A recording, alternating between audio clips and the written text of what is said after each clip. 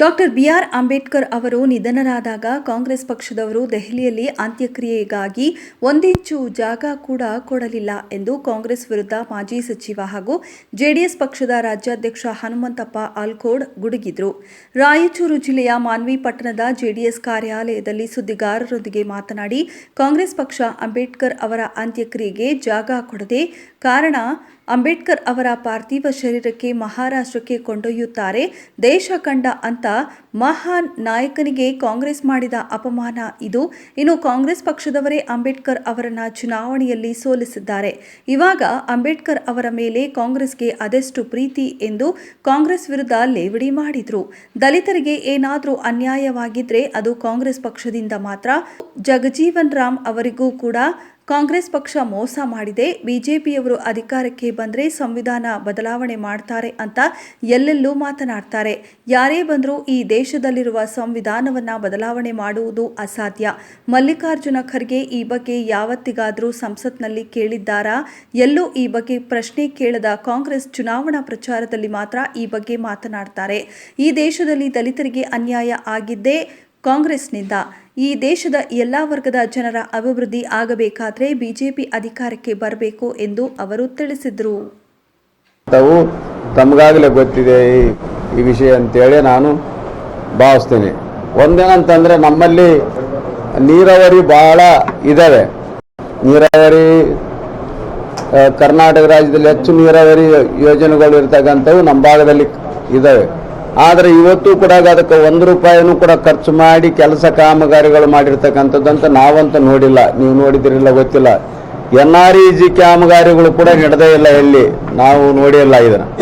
ಮತ್ತು ಒಂದು SC ST ಹಾಸ್ಟೆಲ್ಗಳು, ಇವರೇನು ಸಂವಿಧಾನ ರಕ್ಷಿಸಿ ಅನ್ನೋ ಪದ ಈಗ ನಾವೆಲ್ಲ ಚುನಾವಣೆ ಪ್ರಚಾರದಲ್ಲಿ ಹೋದಾಗ ಏನು ಹೇಳ್ತಾರೆ ನಮ್ಮ ಜನಗಳಿಗೆ ಅಂದರೆ, SC ST ಜನಗಳಿಗೆ ಸಂವಿಧಾನ ಬದಲಾವಣೆ ಆಗ್ತದೆ, ಅವ್ರು ಬಂದರೆ ನೀವು ಮುಂದೆ ಎಲ್ಲ ಮೂಲಭೂತ ಸೌಕರ್ಯಗಳಾಗಿರ್ಬೋದು, ರಿಸರ್ವೇಷನ್ಗಳಾಗಿರ್ಬೋದು ಎಲ್ಲವನ್ನು ಕೈ ತೆಪ್ಪಿ ಹೋಗ್ತವೆ. ಆ ಕಾರಣಕ್ಕಾಗಿ ನೀವು BJP ಓಟ್ ಹಾಕ್ಬೇಡ್ರಿ ಅಂತಕ್ಕಂಥದ್ದು ಹೇಳ್ತಾರೆ.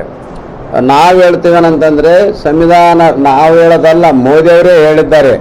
ಏನಂತಂದರೆ, ಸಂವಿಧಾನ ನಾನು ಬದಲಾವಣೆ ಮಾಡೋದಲ್ಲ, ಮತ್ತೆ ಪುನರ್ಜನ್ಮ ಏನಾದರೆ ಅಂಬೇಡ್ಕರ್ಗೆ ಬರೋದಾದರೆ ಇವನ್ ಅವ್ರಿಗೂ ಕೂಡ ಇದನ್ನು ಬದಲಾವಣೆ ಮಾಡೋಕ್ಕಾಗೋದಿಲ್ಲ ಅಂತ ಹೇಳ್ತಾರೆ. ಆಗಿರುವಾಗ ಅದು ಯಾವಲ್ಲಿ ಕ್ಯಾಬಿನೆಟ್ನಲ್ಲಿ ಚರ್ಚೆ ಆಗಲಿಲ್ಲ, ಯಾವ ಪಾರ್ಲಿಮೆಂಟ್ನಲ್ಲೂ ಕೂಡ ಚರ್ಚೆ ಆಗಲಿಲ್ಲ.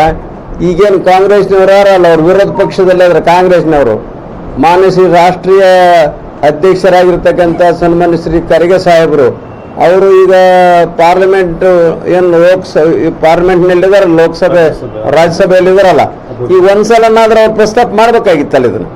ಏನಂತಂದ್ರೆ, ನೀವು ಸಂವಿಧಾನ ಬದಲಾವಣೆ ಮಾಡ್ತೀವಿ ಅಂತಕ್ಕಂಥದ್ದು ನಿಮ್ಮ ಮಂತ್ರಿ ಒಬ್ಬರು ಹೇಳಿದ್ದಾರೆ ಯಲ್ಲಾಪುರದವರು.